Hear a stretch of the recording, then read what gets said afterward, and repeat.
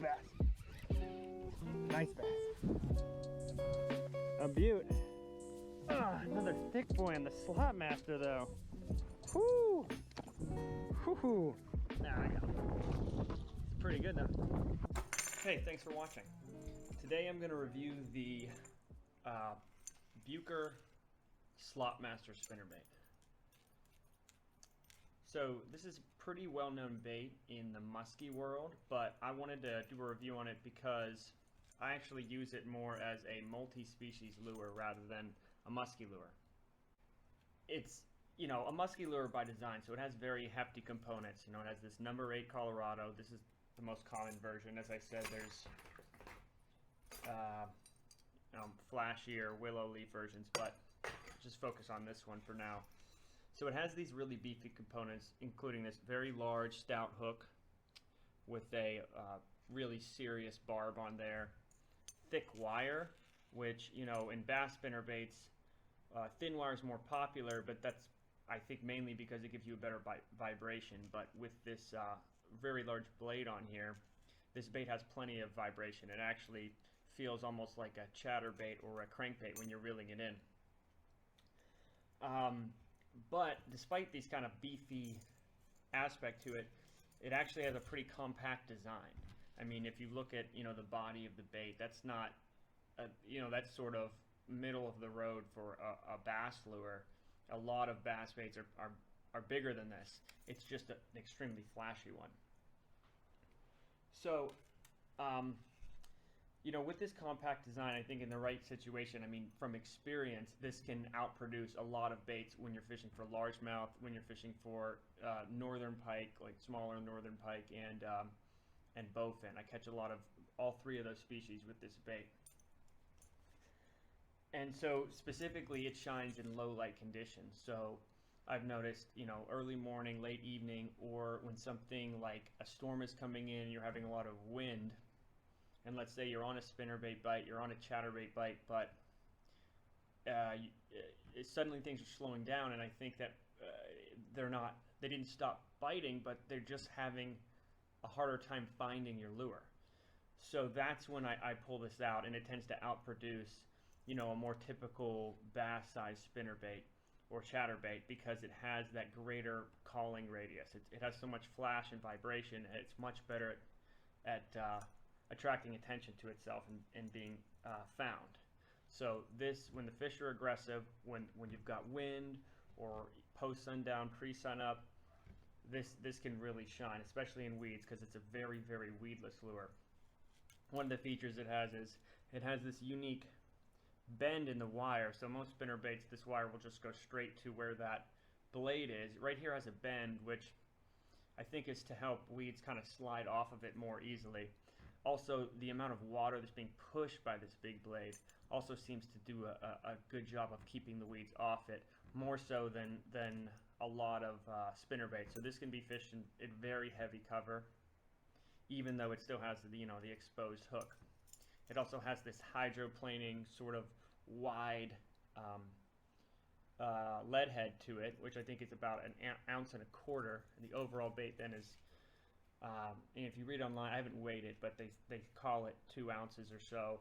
I think, you know, between all the components and a trailer, it probably is around 2 ounces. So another nice feature about this bait when fishing for bass and other things is how robust it is. You know, a lot of spinnerbaits at a certain point are going to break. I mean, they might even break on a couple fish. If you're talking about pike and bowfin, which love spinnerbaits, you know, your typical spinnerbait that's designed for bass, you're going to bend that wire and break pretty quickly. Whereas I've almost never even had to bend this wire back into place. You know, eventually, you know, they're not immortal. I have broken one, but that was after, like, you know, 3 years or so of having it and catching many, many fish on it. So it's really nice to be able to horse in big fish. You know, you're going to be throwing this on a heavier rod, and when you can be manhandling fish, they're aggressive enough to hit bigger baits. You know, I always like to do that. You're going to have no problem pulling fish out of the weeds because you're going to be throwing this on a heavy rod, heavy line, and really just manhandling fish. So if I might be able to, if I can catch them on this, I'm going to throw this over smaller spinner baits with smaller hooks on lighter rods.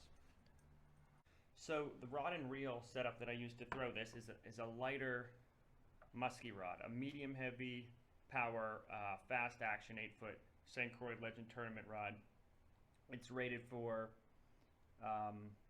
3/4 ounce to 3 ounces, so it would be the right tackle to throw this bait on. A high power reel. This is a Shimano Tranx 400 with, I think I have a 65-pound Cortland Master braid on this. A lot of times I'll throw it without a leader these days because, rarely do the fish that I'm catching I've never had a fish actually get this above the wire of the bait.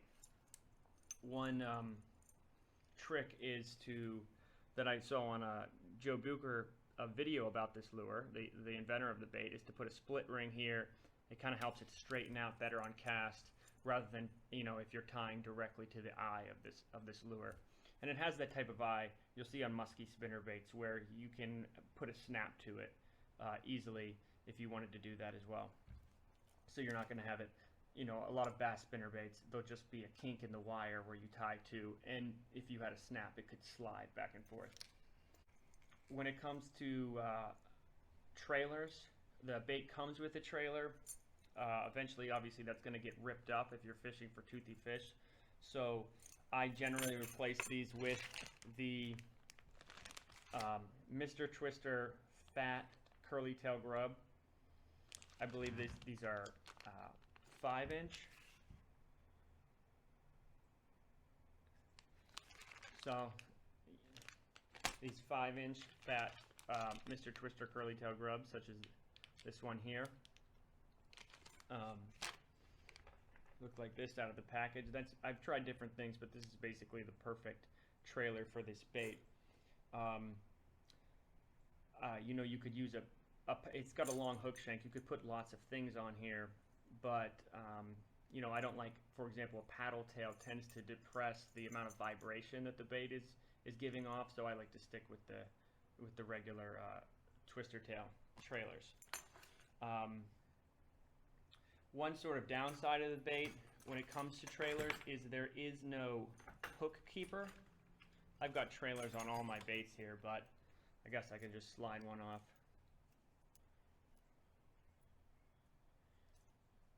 So if you look,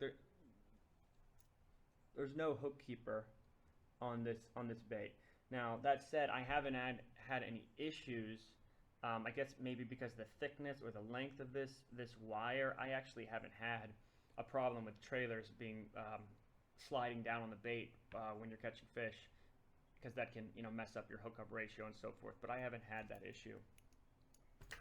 The one issue I have had is that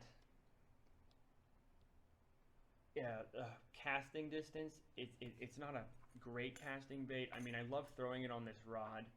And that may be the issue, that, maybe with a rod that's a little bit lighter, being 2 ounces, this should be able to throw it well, but cast distance is not great. One trick that you can use, actually also saw this on Joe Bucher video, is you can take these rubber core sinkers and you can take the rubber out, pry them open, and slide them over the shank of this bait. Obviously you have to take the trailer off, and then if you want to put it back on, you won't have as much space to work with. But basically the way it works is,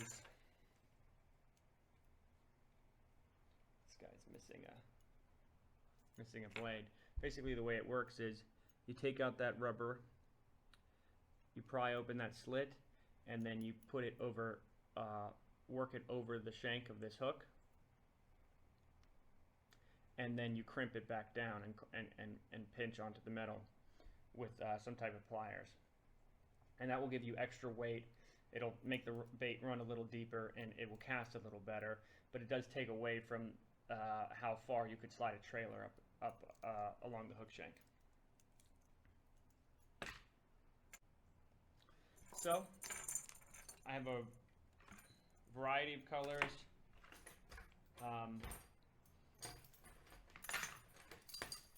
But by far, I love the Colorado blade version. That's, I think, the most common and most popular version. If you find it in the store, it's typically this one. You can get the other types online, you know, with the you can get other types online with the you know, like a double Indiana, much bigger, flashy version. Not so much of a multi-species bait. These bigger ones, or this tandem. You know, it's and another note is some of these blades are painted, but you have to be careful and with what you store them with, because it'll start to dissolve the paint. As you can see, this is probably, you know, I had this next to the wrong soft plastic trailer. I'm not sure exactly what did this, but I've had this happen a couple of times where the paint starts to come off depending on what I'm storing these next to.